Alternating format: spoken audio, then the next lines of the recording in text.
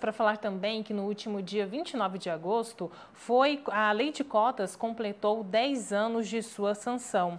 Ela foi sancionada, na verdade, no ano de 2012 e determina que 50% das vagas em universidades e institutos federais sejam destinadas para pessoas que estudaram em escolas públicas. A Defensoria Pública da União lançou também uma pesquisa sobre a implementação da política nas universidades federais. O estudo é resultado de um acordo de cooperação técnico-científica firmado em 2021 entre a Defensoria Pública e também com a cooperação da Coordenação Técnica Científica, com a finalidade, então, de desenvolverem atividades em conjunto para a defesa dos direitos individuais, coletivos e difuso da população negra e também do enfrentamento ao racismo. Nós vamos falar mais sobre esse assunto a partir de agora aqui no Tom Maior, com a Defensora Pública Federal e também coordenadora do Grupo de Trabalho de Políticas Étnico-Raciais da Defensoria Pública da União, a doutora Rita Cristina de Oliveira. E também para este bate-papo nós vamos receber a Ieda Leal, ela que é professora e também ativista do Movimento Negro. Primeiramente, quero cumprimentar a senhora, doutora Rita. Muito obrigada pela disponibilidade, por conversar com a gente aqui no Tom Maior e uma boa tarde. Boa tarde. Quero também aqui já desejar boa tarde a Ieda Leal, professora, ativista do Movimento Negro. Professora Ieda, seja bem-vinda. Muito obrigada por mais uma vez estar aqui com a gente conversando aqui na Sagres. Boa tarde. Boa tarde. Eu que agradeço o convite e quero aqui cumprimentar também, né, Rita, uma grande parceira, e todos vocês da Sagres que têm feito um belíssimo trabalho para ajudar no combate ao racismo. Boa tarde. Para a gente começar, então, esse bate-papo, Ieda, queria conversar a respeito, né, de como o movimento negro também tem visto essa questão da lei de cotas, né? Completou 10 anos da sua criação. Sim. E agora tem uma determinação de a cada 10 anos tem que haver uma revisão dessa lei. Na sua avaliação, Ieda, quais são ali os principais pontos, né, que devem ser revisados, né, que devem ser ali modificados, que precisam melhorar? Qual que é a sua avaliação desses 10 anos, na verdade, também da lei de cotas?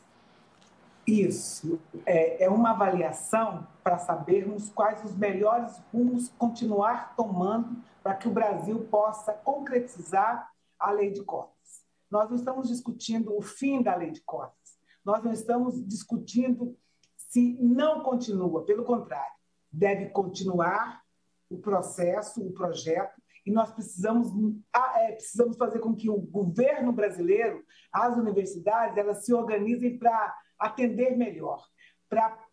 Com todas as informações que nós tivemos, um dado muito importante é a chegada dos negros no ensino superior, e que essa chegada ela precisa ter algumas questões muito bem ajustadas. A permanência, as bolsas, as tratativas com as pessoas que são os bolsistas, os cotistas, porque precisa-se ter o cuidado para que eles possam permanecer e que saiam, logicamente, com sucesso, como todos nós queremos.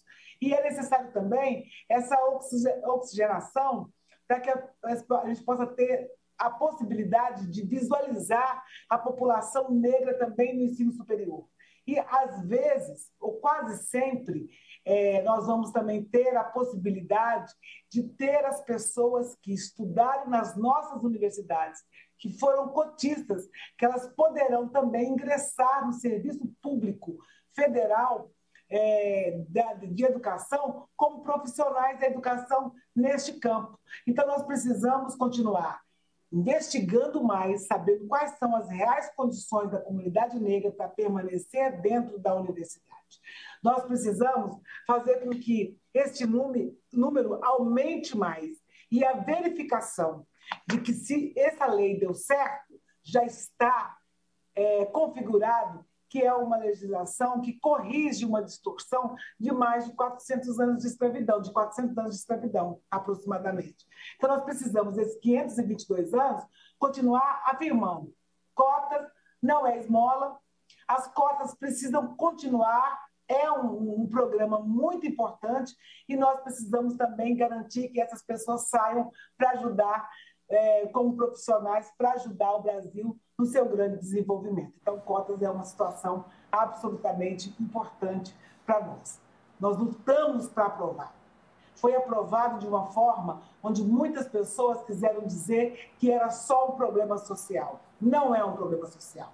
É um problema racial e que tem que ser corrigido e que a educação, o ensino superior, tem dado a sua contribuição. Precisamos de mais envolvimento, de mais verbas.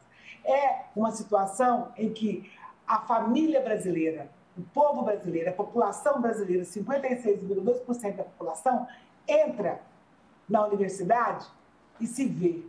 E nós precisamos ter a garantia da permanência. Doutora Rita, também quero já trazer a senhora aqui para essa conversa, para esse bate-papo, né? Porque, na verdade, a Defensoria Pública da União lançou esse estudo sobre a implementação da política de cotas nas universidades públicas federais, né? O que esse levantamento apontou, né? Quais são ali os resultados desta pesquisa? Boa tarde a todas, todos, todes. Muito obrigada pelo convite de estar aqui falando sobre a nossa pesquisa, a pesquisa da Defensoria Pública da União em conjunto com a Associação Brasileira dos Pesquisadores e Pesquisadoras Negros e Negras. É uma pesquisa que foi lançada agora no dia 29 de agosto e que nós demonstramos alguns resultados colhidos a partir de informações que foram obtidas diretamente com as universidades federais. 93% de todas as universidades federais do Brasil responderam à pesquisa da DPU integral ou parcialmente, o que nos trouxe uma segurança maior em relação aos dados que nós apresentamos nessa pesquisa. E, de um modo geral, o que a gente conseguiu demonstrar é que, primeiro, a gente não tem ainda o acesso da maneira idealmente pensada, né, no que diz respeito às metas que a lei teria de alcançar nesses 10 anos de vigência. Nós temos problemas ainda mais agravados no que diz respeito à permanência estudantil e ao êxito, ou seja, a conclusão desses cursos, e também no acesso à formação complementar pela pós-graduação. Então, a gente demonstrou, de uma maneira geral, que a legislação não só deve continuar sendo executada, né? Até porque, como a Ieda já disse, nós não temos mais nem como discutir essa ideia de encerramento de vigência, porque a lei, de fato, não prevê esse encerramento de vigência. Isso é um ruído que foi colocado na discussão em torno dos 10 anos da lei de cotas. E, para além disso, nós temos o dever, a tarefa de melhorar os mecanismos de monitoramento e avaliação da legislação, para que a gente, de fato, consiga fazer essa tarefa de revisão que tem um caráter de avaliação geral dos efeitos, da eficácia da lei, para verificar se é necessário alguns ajustes, aprimoramentos, melhoria das metas também. Então, é nesse sentido que a lei fala em revisão nesse período de 10 anos, mas a gente tem problemas nos dados que foram obtidos agora e que demonstram que os órgãos responsáveis por essa revisão não cumpriram a tarefa anterior, que seria de monitoramento e avaliação dos indicadores da legislação. E, doutora Rita, né, é importante ressaltar esse processo de revisão da lei de cotas. Na verdade, então, é uma avaliação, né? Não tem esse ruído, né, que a senhora disse que trouxe, de que se a lei não for revisada, a lei vai ser extinta. Isso, na verdade, não procede de nenhuma maneira. Não procede, né? Vários pesquisadores, juristas já asseguraram que não existe margem para a interpretação da lei nesse sentido. E na avaliação da senhora, doutora Rita, quais as mudanças, né, que podem acontecer ainda na lei de cotas, que podem fazer com que ela melhore também? Bom, basicamente, a gente precisa de melhorias no que diz respeito aos mecanismos de avaliação, né? A gente precisa ter padrões de coleta e alimentação dos bancos de dados no que diz respeito a todo o fluxo, né, dos estudantes cotistas, para que a gente avalie se de fato o acesso está sendo facilitado do modo que pensou a legislação, se esses estudantes estão tendo um apoio necessário no que diz respeito à permanência estudantil, em sentido amplo, não só no sentido material, ou seja, não só no sentido de dar bolsas, mas também no acolhimento dentro do universo acadêmico. Também é preciso a gente ter um ciclo de avaliação um pouco mais completo, né? A gente tem aí, a nossa pesquisa demonstrou também que pelo tempo de vigência plena da lei, ou seja, a partir de todos os seus critérios de execução, a gente tem um período muito curto que engloba muito mal um único ciclo de formação na graduação, ou seja, de um curso de formação de em torno de 5 anos. Então, a gente não tem como realmente fazer uma avaliação segura dos indicadores da lei com apenas um ciclo de formação. É preciso lembrar que até 2016, pelo menos, muitas universidades estavam se adaptando aos critérios de execução da lei. Então, até esse período, a gente também teve um acesso bastante heterogêneo e até um pouco reduzido por conta dessa adaptação. Também tivemos um prazo longo de adaptação das universidades ao mecanismo de heteroidentificação. Então, mesmo o acesso um pouco maior que a gente já identifica, ele precisa ser melhor qualificado, ou seja, se esse acesso for de fato para os destinatários, beneficiários que a lei almeja contemplar.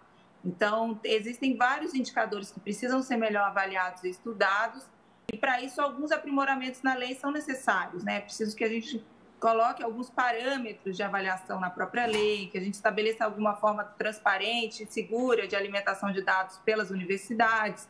É preciso normatizar minimamente o mecanismo de heteroidentificação como controle social necessário de execução da lei. Então, existem alguns aprimoramentos, esses aprimoramentos, em grande medida, já estão contidos no relatório do PL 3422, de 2021, de relatoria do deputado Bira, do Pindaré, que acolheu, em grande medida, também as propostas da Comissão de Juristas Negros e Negras da Câmara dos Deputados, que funcionou em 2021. E eu fiz parte dessa comissão e lá nessa proposta nós já trouxemos alguns aprimoramentos que consideramos necessários para que a lei tenha realmente esses aprimoramentos de mecanismos para sua avaliação e monitoramento. Ieda, e outro ponto importante, né, que você até chegou a mencionar também, por conta, né, da crise causada pela pandemia de Covid-19, né, tivemos ali sucessivos cortes, né, nas universidades federais, também isso fez com que torne também mais urgente políticas de permanência estudantil para esses estudantes, né? O que a gente pode pensar, né, nesse sentido de políticas, de investimentos para garantir também não só o ingresso desse aluno à Universidade Federal, mas também a sua permanência? É verdade. A permanência e a saída vitoriosa desse aluno ou aluna dos cotistas é fundamental para nós. Nós temos, nesses últimos 10 anos, observado, nesses últimos 3 anos, a falta de investimento na educação. Nós precisamos que os investimentos na educação sejam, de fato, uma pauta absolutamente dedicada ao Estado brasileiro. Eu não posso tirar da proposta de destinação dos investimentos uma grande parte significativa para atender esses alunos que entram nessa universidade através do processo de cotas. Nós não podemos esquecer também que, na verdade, nós queremos investimento na educação. Se a educação, na prioridade de todos, todas e todos, forem em primeiro lugar, nós teremos os investimentos garantidos. Nós precisamos discutir com os conselhos universitários, com os trabalhadores em educação, com os funcionários, com os reitores, as reitoras, como vai ser essa destinação para a gente conseguir fazer com que a universidade possa respirar e que os alunos possam, de fato, ter esses investimentos localizados. Não podemos acreditar em um país, em uma nação que não investe na educação e que não destine bolsas para que essas pessoas possam investir no seu conhecimento, para que isso possa retornar para a universidade. Os nossos cientistas de toda sorte dentro das universidades, inclusive, neste caso, os negros e as negras, precisam dessa possibilidade de receber esse investimento. Já está provado. Rita sabe disso e quem está nos ouvindo. A falta de oportunidade gera, de fato, essa inconstância na política educacional e nos investimentos. Então, nós precisamos ter regularidade de investimentos, destinação absolutamente certa no investimento para os alunos, nós precisamos ter concurso público, nós precisamos ter professores profissionais sendo respeitadas as suas funções e dentro delas a questão da legislação da aposentadoria, mas nós precisamos sacudir o país no sentido de entender que os investimentos é a garantia de que as pessoas vão poder ter condições objetivas de contribuir com a educação.